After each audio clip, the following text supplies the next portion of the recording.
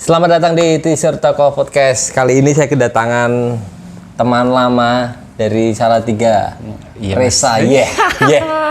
Sa, apa kabar Sa? Aman mas, sehat. Lama ya Sa? Udah terakhir ketemu tuh waktu masih aktif-aktif band. Aktifnya tuh pas dulu terakhir bikin acara toh, pas kita ketemu terakhir tuh di Jaten tuh mas karo Resume Bali. Nah itu, wah sesuai banget ya saya. lumayan. Ngomong-ngomong ini ke Solo dalam rangka apa Sa? Ke Solo dalam rangka main-main mas. Saiki dolanan rada beda saka biyen. Oh iya. Dia bermain Vespa sekarang. Sekalian foto-foto mas. Tapi apa ya Sa? Ketemu kamu itu seperti flashback di era-era sebenarnya belum terlalu lama juga sih ngomonginnya gitu. Ya mau pengen sedikit ngobrolin soal era-era tahun 2015, 2013 itu kan masih aktif banget gitu kan. 2011 kan. Iya. 2011 itu kan mulai band-bandan. Band terus di era bisnisnya di era-era itu juga nggak sih ya? 2011 kita mulai apa ya namanya tuh lagi booming-boomingnya merchandise band dan lagi booming-boomingnya orang ngeband. Itu gitu. Mungkin sedikit kita mau flashback juga. Sebenarnya apa sih yang kita rindukan di era itu? Aku tuh rindu di era itu kita jualan merchandise sebagai kita support sama bandnya mas. Kita suka sama bandnya, ada merchandise-nya, kita beli mas. Dengan kita beli merchandise-nya, beli CD-nya, otomatis kan kita juga support bandnya itu sendiri. Benar. Ya itu ya, tapi memang sekarang udah enggak ya? Masih sebenarnya. Kalau sekarang sih semuanya menurun mas. Dari 2011 era-era merchandise band itu kalau aku merasa sebagai aku penjual juga ya, itu dari 2011 sampai 2016 lah mas. Itu masa-masa emasnya mas buat merchandise band. Tapi sekarang sama corona dan nggak ada event ya, semuanya merchandise band hancur mas. Oke, tapi sebelum corona, sebelum pandemi itu memang sudah penurunannya itu udah kerasa Sa? Udah kerasa itu setelah kita jarang-jarang bikin acara mas. Kalau aku kan di sana kalau di Salatiga ya, kalau aku Salatiga sendiri, aku men-triggernya buat orang beli merchandise itu dengan aku bikin acara. Event, bener. Jadi kalau aku bikin event, apa bandnya aku datangin tuh merchandise-nya. Jadi semua orang tahu nih, yang bandnya besok main ini. Oke. Setelah mereka lihat bandnya main, otomatis pasti penjualan ada mas. Jadi mereka, oh ini bandnya keren. Ada merchandise-nya, kebetulan ada merchandise masuk di tempatku. Mereka nyari gitu. Tapi itu kamu spesifik untuk t-shirt aja atau maksudnya hanya sebatas merch band itu atau CD atau mungkin kalau aku tuh dulu tuh mas semua yang mereka mungkin ada merchandise dari t-shirt, celana, jaket, CD, aku bisa ngambil mas. Jadi buat komplit-komplitan. Seperti itu. Tapi lokal ya saya. Lokal mas. Lokal. Kenapa sih? Kenapa? Karena kan banyak juga yang akhirnya jadi apa namanya reseller beberapa record label luar. Tapi kamu nggak ke situ ya? Kalau aku sih emang dari pertama aku bikin lokal store merchandise itu emang aku ngambilnya emang lokal. Kebetulan aku emang pasarnya tuh anak SMA mas. Kalau aku ngambil merchandise luar dengan harga seperti itu mungkin nggak kecapai merekanya. Iya sih. Dan aku juga pengen support band-band lokal sendiri mas. Jadi kita nggak usah bingung-bingung nyari merchandise di mana. Ke tokoku aja itu barangnya ada gitu. Tapi dulu kamu terkenal dengan hardcore ya? Enggak mas, kebetulan aja aku mas bikinnya acara hardcore. Kalau dulu kan aku bikin apa kabar? Aduh, resentment. Enggak tahu mas. Band apa ya mas? Tapi memang tapi Reza juga Reza hardcore kan tuh. Enggak mas, kebetulan wae itu. Tapi ya sebenarnya open ya aman. Semuanya ya. Aku kan dulu pertama bikin acara tuh sebenarnya metal mas. Acara pertamamu apa sih? Acara pertama aku terjun di dunia promotor IO tuh aku dulu kerjain pertama tuh Venom mas. Venom. Ya, Jogja. Udah di Salatiga tapi. Udah di Salatiga mas. Udah di KPRI itu ya? Dulu kita bikin acara pertama tuh aku bikin tuh di gedung apa namanya GPD. Gedung Pertemuan Daerah. Itu aku dulu bikin pertama acara di situ mas. 2011. Dan itu rugi mas. Pasti. Aman, Pasti. Terus akhirnya kamu ngerasa bahwa aku harus menempatkan diri di kamu mengklaim dirimu sebagai event organizer. band-band. Nah, itu Side lucu Dream itu Mas. kapan? Itu lucu. Kebetulan aku berangkat kayak gitu tuh dari aku dulu aku aslinya kan Solo. Sering datang ke acara Solo dengan acara yang mungkin enak dinikmati. Dengan kebetulan yang buat juga teman-teman sendiri dari anak-anak deting, Mas Aji CS itu kan. Terus aku diajarin sama Mas Aji, kenapa kamu nggak belajar bikin acara kalau kamu punya dana? Oke, terus 2011 aku pindah Salatiga. Aku kepikiran, aku kok datang ke event kok dengan soundnya seperti itu. Aku sebagai penonton, aku pengennya kalau aku pulang dari nonton gigs ada yang aku ceritain. Soundnya enak, bandnya main, bandnya mainnya keren, soundnya keluar semua. Nah itu makanya aku nyemplung. Aku pengen buat acara dengan egoku sendiri, dengan aku pengen ini loh alatnya aku pakai ini. Band yang main pasti merasakan enak juga. Dan orang yang pulang dari acara itu pasti ngomong sama teman yang lain, oh acaranya enak, keren, saya main larang, Tapi berarti itu bener ya saya. Berarti memang itu goals dari seorang promotor atau event organizer itu salah satunya adalah dari segi kualitas eventnya, bukan siapa yang main di situ.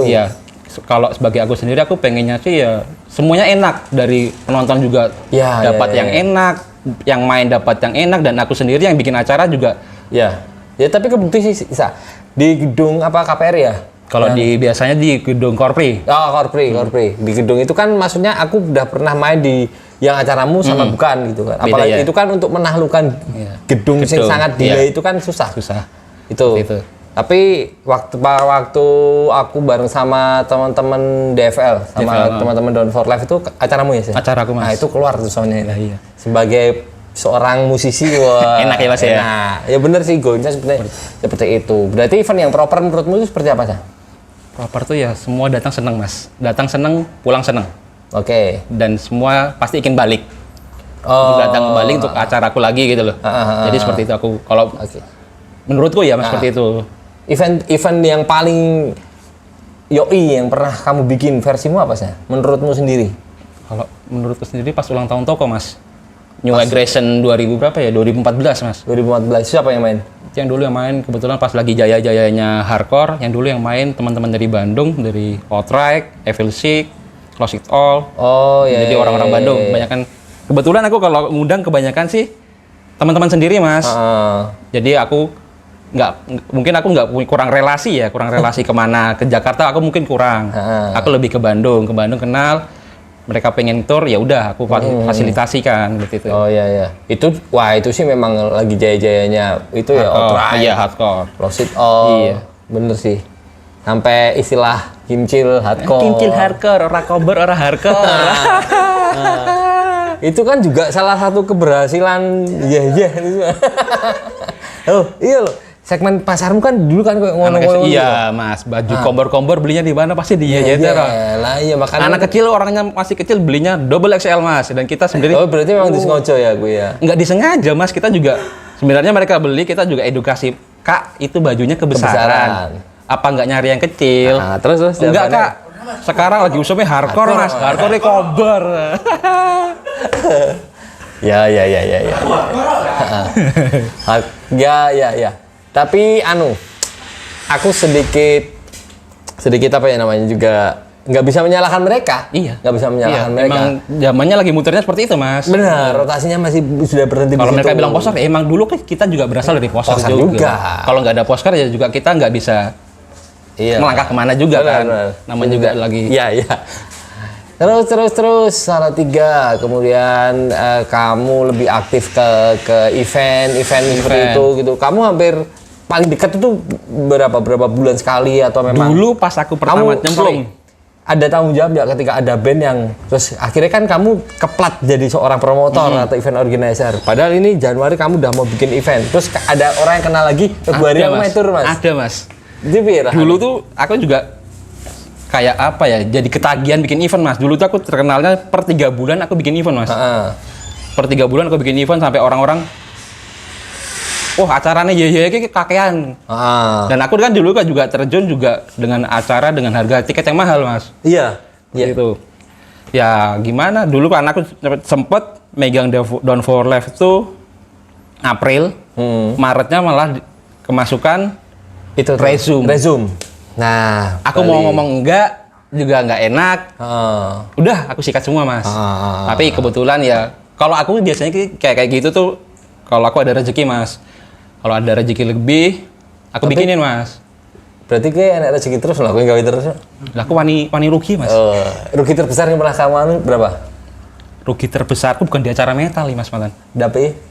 Acara aku kan dulu kan sempat pengen bikin indie pop lagi musimnya indie pop aku bikin tuh si siapa namanya Bara Suara mas. Itu event paling jos dari aku mas. Kenapa? Aku rugi mas 45 juta lebih. Siap. Kamu nggak minta pertanggungjawaban sama Iga Mas Ardi atau? Ya enggak mas. Tapi aku bangga loh mas. Masalahnya kalau aku bikin acara kan dengan budget aku sendiri mas. Jadi kalau aku rugi aku bangga, aku berani rugi tapi aku rugi sendiri. Aku nggak bebanin orang lain. Aku bukan komunitas. Tapi kamu udah nikah waktu itu, waktu rugi sekian no, mas. Terus bojomu piye? Ya aku baru ke Bali loh mas. Bali nangis kabeh mas. Ya kudune iso dinggo. Itu berarti kamu ruginya di apa? Karena pasti yang jelas budget band ya.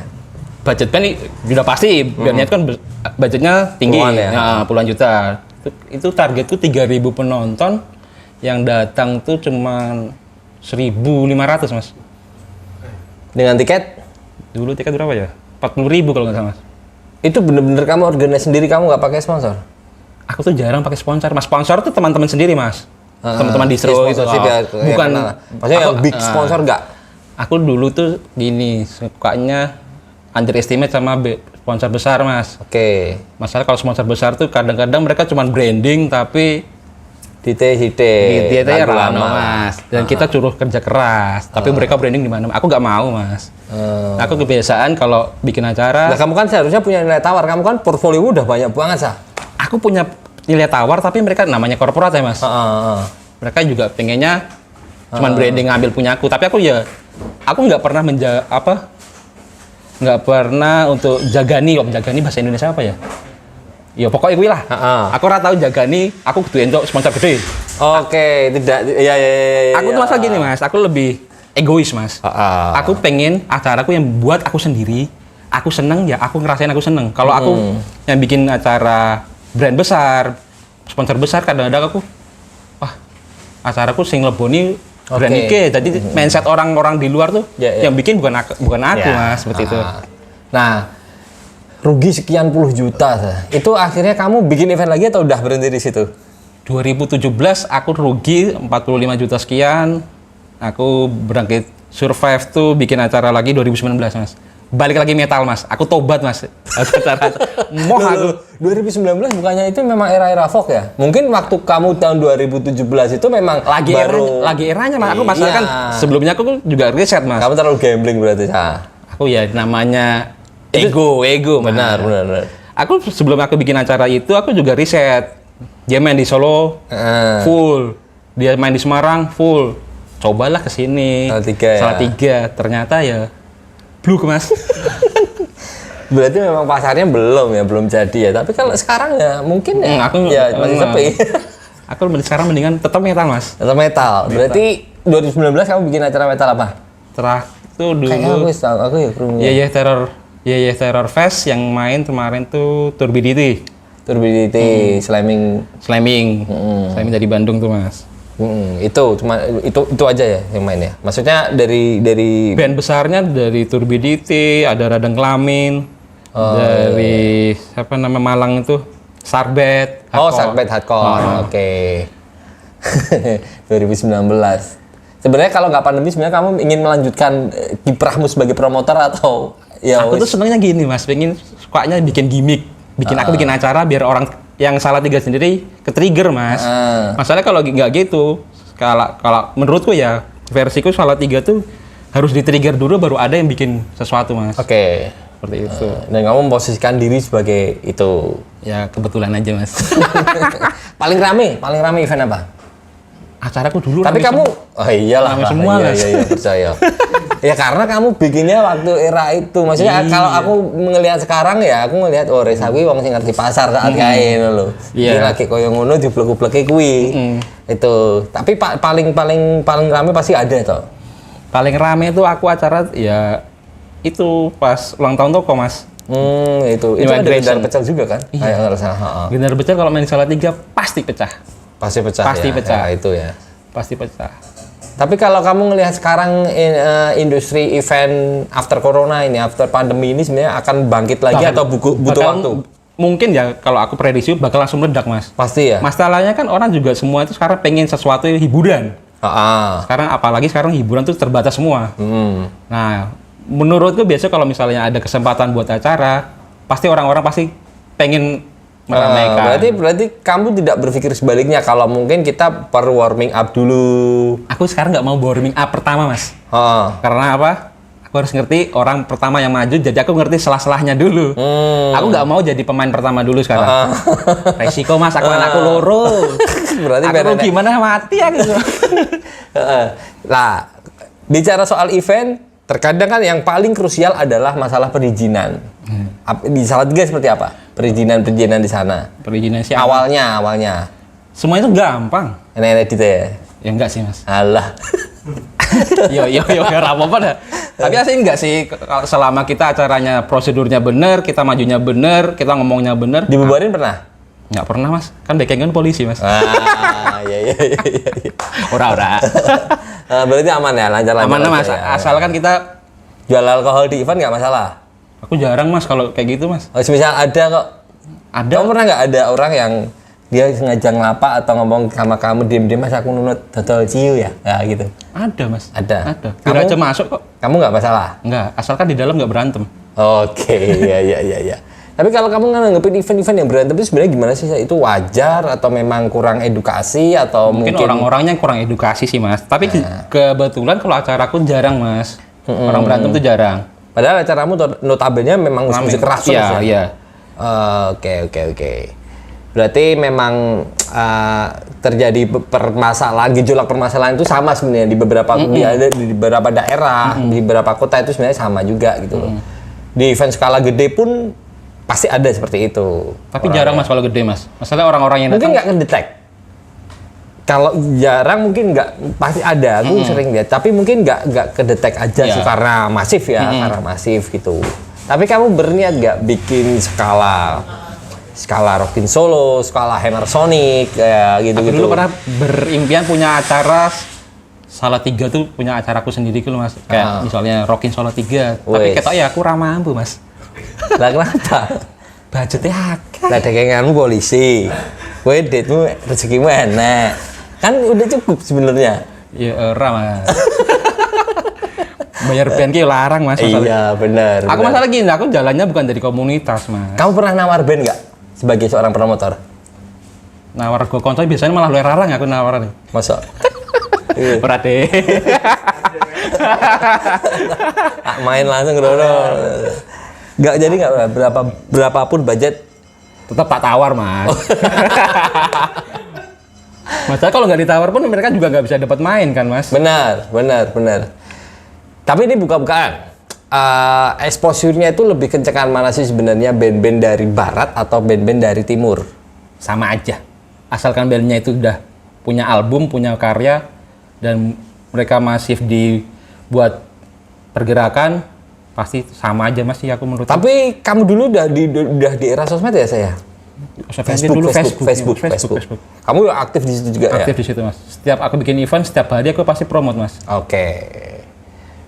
Kalau sekarang mungkin ada Instagram lebih gampang mas. Oke. Dulu Facebook kita juga nggak tahu caranya beriklan, nggak tahu mas.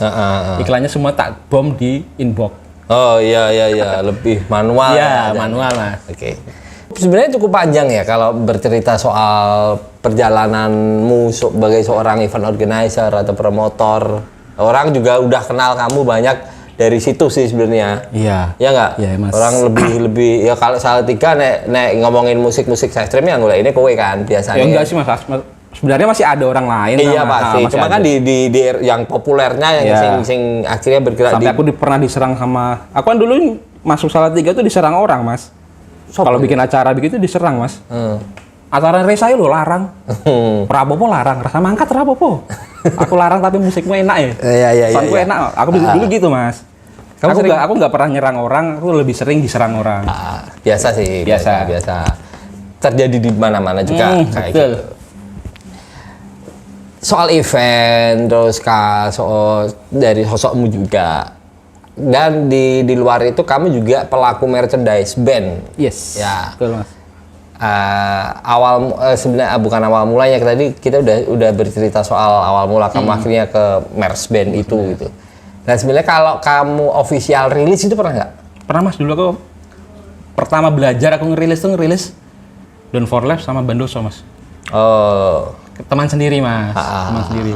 Official rilisku pertama Down for Life yang apa? Down for Life aku dulu ada 5 desain Mas. 5 desain pertama itu apa ya? Teknologik. Oke, Raira itu. Oh iya. Teknologik. Nah, untuk produksi kamu sendiri semua, Sah? Dulu aku sendiri semua Mas. Sekarang nggak pernah rilis band Mas, nggak berani Mas. Sekarang royaltinya banyak. Biasanya berapa sih royalti band? Dulu masih murah Mas. Dulu Berapa persen? Dulu kalau nggak salah sebaju itu 10.000 Mas. Wah, murah itu ya? Dulu masih enak Mas. Minimal minimal rilis berapa? Aku dulu 50 Mas. 50 pieces. Itu murah ya? Ya murah Mas. Kalau barang make ya? Zaman dulu tuh loh Mas, zaman dulu orangnya 10 Oh, 2010 ya, 10 tahun yang lalu 2011 kita ngerilis harganya cuma 95.000 Mas. Harga jualnya. Harga jual 95.000. Oke. Itu... Tapi terjun dalam bidang merchandise aku juga nggak langsung lancar. Dulu aku pertama kamu ngerasain ngelapak nggak? Iya ngerasain tuh Mas. Oh. Kayaknya cah lapak ya. Kalau dulu kita namanya apa ya? Lapak jahat. Lapak jahat. Sama dulu kan koneksiku dulu si Kusworo, Holyflash, terus Bebek Origin, Blue Car gitu. Jadi itu Mas. Dulu aku nyemplung pertama pas ngerilis merchandise-nya Down for Life, aku malah ketipu orang Mas. Ketipu vendor. Iya. Kita masukin barang, ternyata barangnya datang ke sini, dicuci, gambarnya hilang Mas. Oh, cabut warna bisa jenenge. Wah, cabut cak kabeh. Cabut sablon. Iya Mas. Apalagi dulu terjun pertama tuh duit pertama tuh juga dari kita kerja dulu Mas. Dari gaji. Dari gaji. Berarti passion banget ya saya. Iya Mas. Kamu terjun di situ. Iya. Kamu sudah mendeklar bahwa aku bakal urip ning merchandise ini apa memang ya itu ngalir kamu masih aku ada kowe duwe jagan liya ngono iki. Ora Mas, aku terjun ning merchandise sih emang sengaja dan aku misalnya terjun, aku pasti tak tekuni Mas. Aku nggak mau terjun terus setengah ya. Wah sepi, aku tak pindah liane. Ora iso. Namanya orang babat alas Mas. Babat alas sih paling angel. Ya. Seperti itu. Misalnya aku pas pertama rugi, aku pasti, wah rugi, aku tak pindah kerja ning ndi wae. Oh, wis bingung ya. Tapi aku pengen ngikuti Mas. Aku tuh nggak bisa orang didikte di tempat kerja. Iya pasti. Nggak suka aku Mas. Makanya kalau aku udah terjun di bidang clothing, merchandise, ya wes, aku bakal jadi uripku ning kono. Oke. Kamu akhirnya merasakan profit. Kamu bikin toko tahun berapa berarti? Bikin toko tuh aku buka pertama merchandise di Solo 2010 akhir aku langsung sengaja pindah di Salatiga. Karena apa? Aku lihat di Salatiga nggak ada merchandise band, rock shop. Iya, nggak ada ya? Nggak ada. Official merchandise yang original dulu jarang di sana Mas. Ada tapi nggak komplit. Seperti itu. Makanya aku langsung terjun, pindah ke Salatiga. Aku nggak punya saudara di sana Mas. Hari itu juga aku pindah Salatiga, aku cari kontrakan. Oke. Dari rumah. Aku bikin tokonya pertama di rumah. Seperti itu. Langsung dengan nama iya. Dulu aku enggak Mas. Lah, dulu nama aku kan Hallelujah Merchandise. Oh, Hallelujah. Oh iya. Aku pindah ganti nama tuh 2013 kalau nggak salah. Oh iya, Hallelujah ya. Hallelujah. Iya. Stikermu di mana-mana itu ya. Wah, gede Mas, sak karak biar gawe iku Mas. Brandingnya sak karak gitu. Gambarnya kotak. Tengkorak sing gawe biyen sing gawe iki keyboardise Bandoso siapa? Mas Iksan. Mas Iksan. Oke. Haleluya ya. Oh ya. Waktu itu ya saya. Stiker itu banget ya. Branding Mas, buat branding dulu tuh. Stiker itu apa ya? Prasasti banget loh ya. Betul. Kalau ada orang pakai stiker di helm ada wah. Brandku. Terus sampai ada yang jual itu. Iya Mas, sampai dibajak dijual di lapak-lapak. Ada Mas. Nah, kamu sebagai apa ya namanya? Kamu menyebut dirimu apa sih sebenarnya? Penjual t-shirt, penjual merchandise? Aku bakul jahat aja Mas. Bakul ya, Bakul ya. Bakul ya. Bakul. Kamu ngelihat iklimnya itu gimana ya? Iklim merchandise band-band lokal, tapi di kalangan dari sudut pandang kalangan penjual-penjualnya lo ya. Maksudnya dari secara ada kegelisahan apa gitu atau ya dari dulu sampai sekarang ya gini-gini aja? Dari dulu sampai sekarang sama sih mas. Sama aja ya. Asal kita kuat-kuatan aja sekarang kalau. Kuat-kuatan apa? Kuat-kuatan berdiri buka terus. Sama kita datangin apa yang lagi Kuatan utang bar. Mungkin kuatan itu ya kur ya. Nah, itu. Tapi aku ora lho mas, ora ukur lho. Oh enggak, ora apa-apa. Bersyukurlah kamu belum checking. Berarti Ini kuat-kuatan kalau kita lihat pasar mas. Sekarang kan pasarnya mungkin lagi corona tuh mungkin belum banyak band-band baru yang terbit. Mungkin orang-orang yang dulu pencinta merchandise sekarang mungkin udah tua. Mungkin yang dulu kan kalanganku tuh pembeli itu dari anak SMA mas. Seperti itu mas. Sedangkan sekarang kalau lagi musim pandemi gini nggak ada band-band, nggak ada acara, mungkin orang-orang regenerasinya itu kan nggak pernah lihat acaranya mas. Keputus Mas betul. Dan Jadi aku mending aku ngambil merchandise yang orang udah ngerti aja. Tapi untuk spesifik untuk kita ngomongin punk, ngomongin metal, ngomongin hardcore atau apa itu secara merchandising menurutmu yang mana? Pasti ada dong. Neracanya bang paling ini lebih banyak sih sebenarnya. Antusias orang lebih militan mana itu? So punkersnya, metalheadnya atau hardcore kitnya itu lebih Dulu hardcore kit mas, hardcore kitnya di tempat. Kalau di Salatiga sendiri ya itu hardcore kitnya banyak mas. Jadi merchandise dia konsum banget ya. Iya mas. Anak SMP SMA tuh itu pasarku banget dulu. Jadi aku dulu kebanyakan merchandise hardcore Bukan di banyak. database Kimcil lah ya. Iya. Mas Reza acara, makanya gitu. Mas Reza acara. Dulu ya namanya musim ya mas ya. Pas lagi musim metal ya merchandise metalnya banyak. Muter lagi merchandise hardcore, merchandise hardcore-nya aku banyakin. Oke. Kalau seperti aku gitu kan kita ngeliatin pasar aja mas. Pasarnya lagi enak apa kita ambil itu.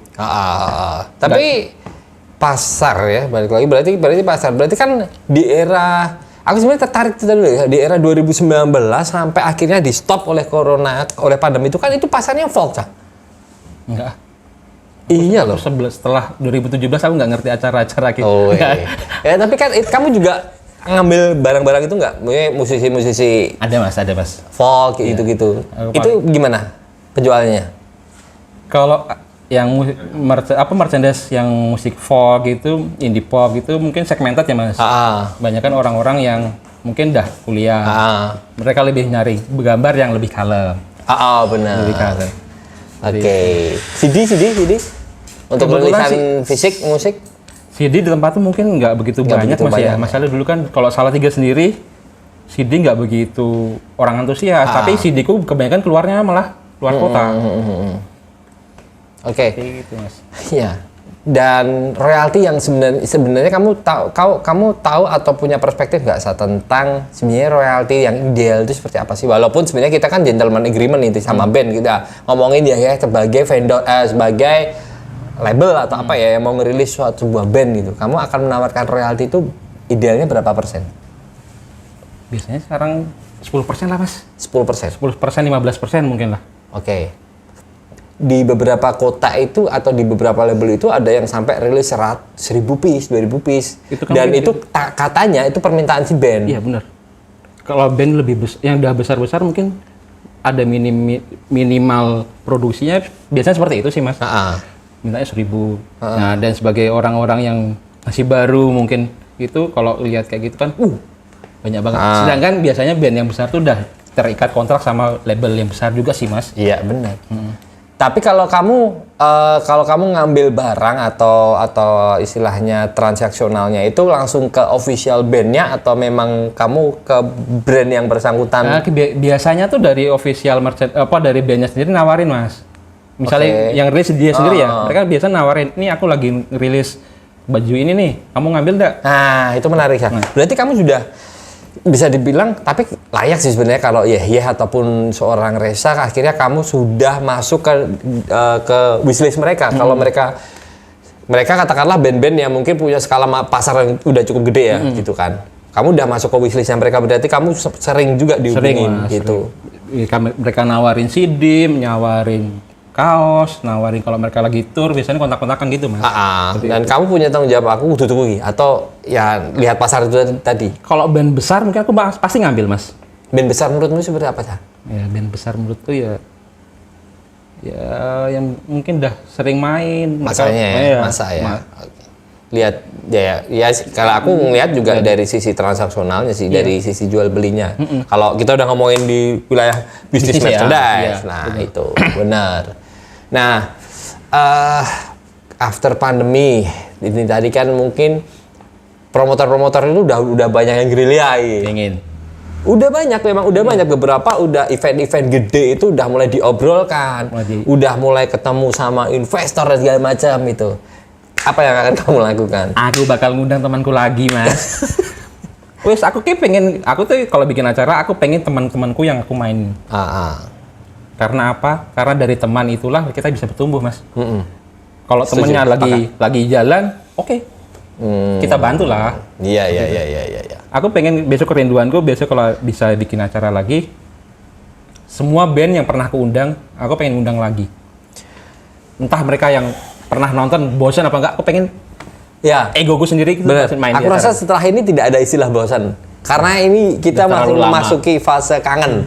Kata hiatus lama banget ya. Wah, lama dan bener-bener kayak apa ya, Sa? Banyak loh yang putus asa. Ya benar, Mas. Kayak sekarang seperti aku mau rilis.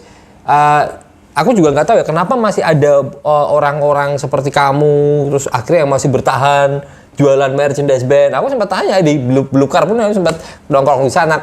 Aku tanya piye penjualan ini. Ya sepi, tapi kok masih bertahan. Nah itu kadang ya hal-hal yang di luar sesuatu yang aku pikirkan. Tapi kemarin aku sempat nonton podcast. Itu di salah satu podcastnya Bunga-Bunga di What the Noise, itu sempat ada statement bahwa satu hal yang tidak akan pernah tergeser dalam industri metal adalah merchandise. Kamu setuju nggak? Betul, Mas. Betul. Sekarang aja nggak ada bandnya baru-baru, mungkin orangnya lama ngeluarin merchandise laku ya? Laku, Mas. Karena mereka rindu juga ngeliatin idolanya gitu, Mas. Iya benar. Kalau dari kacamatamu sendiri, kamu ngelihat, kamu as a producer atau kalau kamu diposisikan untuk mengeluarkan statement untuk band, sebenarnya ada orang yang tanya, band-bandku merchandise-nya payu, aku kudu piye, Mas? Biar merchandise-ku laku, aku harus melakukan apa?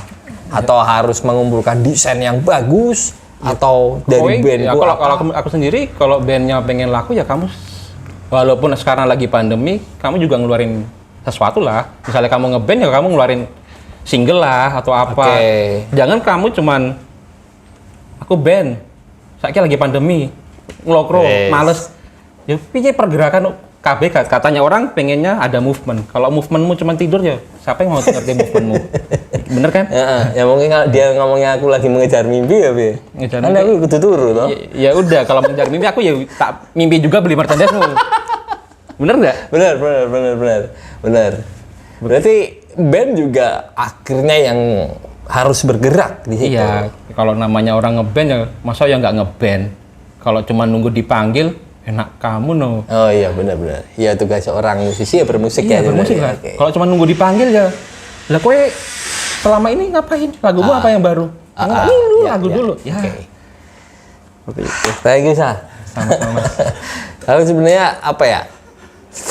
Bicara soal musik, pernah dalam fase yang pandemi setahun, kok setahun ya wes lah ini. Tapi ketemu dengan orang-orang yang akhirnya masih survive di bidang itu, di dalam skena musik keras, baik event organizer-nya, promotor atau mungkin pelaku-pelakunya yang masih semangat itu jadi ikut semangat ya Mas. Ikut semangat. Ya memang akhirnya sepakat kalau setelah ini pasti tidak harusnya tidak ada band yang tidak laku karena kan kita di fase kerinduan gitu loh.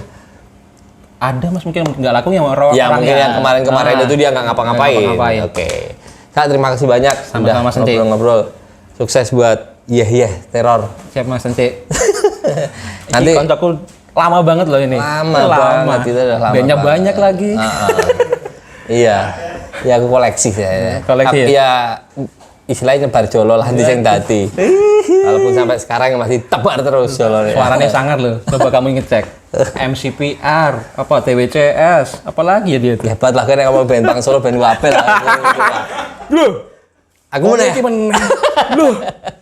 Ya, piye meneh namanya orang berkarya Mas ya? Ya, bener. Sah, terima kasih banyak. Sama-sama Senci. Terima kasih buat yang sudah menyaksikan. Kita jumpa lagi di edisi-edisi berikutnya. Panjang umur untuk semua hal baik.